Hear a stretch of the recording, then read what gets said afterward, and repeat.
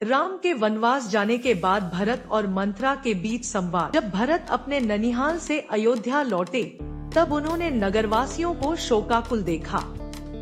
राजमहल में प्रवेश करते ही उन्हें ज्ञात हुआ कि महाराज दशरथ परलोक सिधार चुके हैं और भैया श्री राम, लक्ष्मण और माता सीता वन को प्रस्थान कर चुके हैं। उन्हें ज्ञात हुआ कि माता कैकेयी ने उन्हें राजा बनाने का षड्यंत्र किया है, जिसमें मंथरा की मुख्य भूमिका है, जिससे भरत अत्यंत क्रोधित हुए और मंथरा से संवाद करने पहुँचे। भरत तेज कदमों से मंथरा के कक्ष की ओर बढ़ते हैं। उनका मुखमंडल क्रोध से तमतमा रहा है।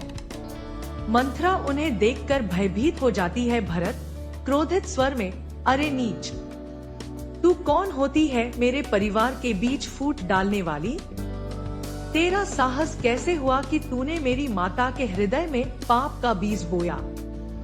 क्या तुझे तनिक भी संकोच नहीं हुआ कि तूने मेरी मातृभूमि, मेरे कुल और मेरे प्रियतम भ्राता श्रीराम के साथ अन्याय किया? मंथरा अपने कुटिल मुस्कान के साथ कहती है, राजकुमार, मैं तो केवल आपकी भलाई चाहती थी। क्या यह उचित नहीं कि आप अयोध्या के राजा बने?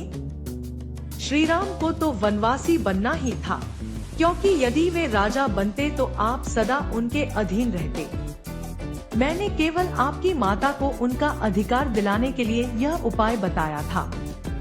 इसमें मेरा क्या दोष? तब भरत क्रोध में परंतु संयम रखते हुए कहते हैं, अधर्मी स्त्री, तुझे धर्म का कोई ज्ञान नहीं। तूने माता कैकेयी के मन में लोभ, कपट और स्वार्थ का विष घोला। क्या तुझे यह भी नहीं पता कि राम मेरे प्राणों से बढ़कर प्रिय है? मैं उनके चरणों की धूली भी नहीं, फिर राजा बनने का लोभ कैसे कर सकता हूँ? मंथरा बहुत ही चालाकी से कहती है, राजकुमार, यह तो राजनीति का नियम है। कौन राजा नहीं बनना चाहता? मैंने तो केवल माता कैकेयी को उनकी बुद्धिमत्ता का बोध कराया। उन्होंने अपने पुत्र के लिए जो उचित था वही किया। यदि आपको राज्य नहीं चाहिए तो क्या यह आपका निर्णय मूर्खतापूर्ण नहीं? भरत गंभीर स्वर में कहते हैं, धूर्त स्त्री, तेरा कपट मेरी दृष्टि से छिपा नहीं। राज्य भोग के लिए मैं अपने प्राणों से भी प्रिय भ्राता श्रीराम को वनवास दूं, यह असंभव है। मेरा धर्म यही है कि मैं श्रीराम के चरणों में अपना सर्वस्व अर्पित कर दूं। मंथरा भयभीत होकर भरत के चरणों में गिरती है और कांपते हुए कहती है, राजकुमार, यदि मुझसे कोई भूल हुई हो तो क्षमा करें। मैं तो केवल अपने स्वामी स्वामिनी की सेवा कर रही थी।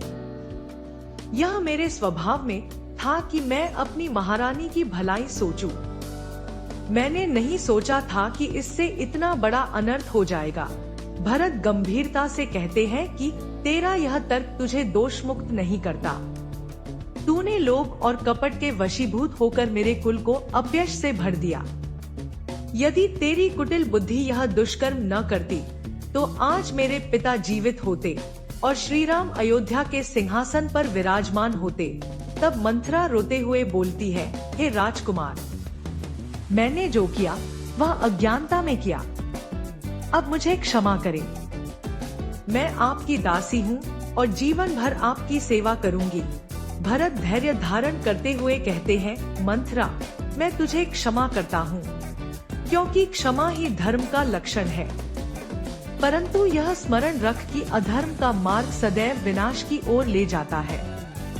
जा और शेष जीवन सत्कर्मों में लगा। यदि तेरा हृदय सचमुच शुद्ध हो गया है तो श्रीराम के चरणों में प्रार्थना कर कि वे शीघ्र लौटें और अयोध्या का शासन ग्रहण करें। तब मंथरा श्रद्धा से सिर झुकाकर कहती है, हे राजकुमार, आपने मेरी आंखें खोल दी। मैं अब जीवन भर राम नाम का जप करूंगी और अपने पापों का प्रायश्चित करेगी। निष्कर्ष, भरत का चरित्र त्याग, भक्ति और धर्म की पराकाष्ठा का प्रतीक है। उन्होंने न केवल मंथरा को उसके अधर्म का बोध कराया, बल्कि उसे क्षमा कर धर्म का पालन भी किया। इस संवाद से हमें यह शिक्षा मिलती है कि सत्य और धर्म की सदा विजय होती है।